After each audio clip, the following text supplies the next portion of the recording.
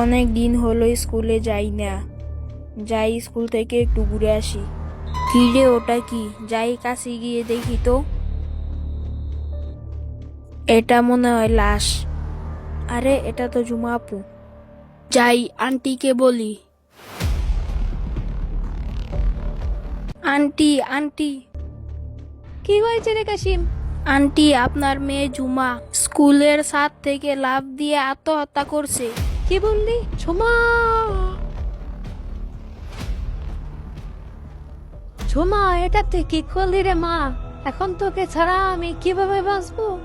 না না, এটা হতে পারে না। আমার মেয়ে তো আত্মহত্যা করার মেয়ে না। এর পেছনে অন্য কেউ আছে। আমি সিআইডি কে বলবো। বন্ধুরা, এরপর কি হলো দেখতে চাইলে চলে যান আমার ইউটিউব চ্যানেলে। আর ইউটিউব চ্যানেলের লিংক আমার টিকটকের বায়োতে দেওয়া আছে।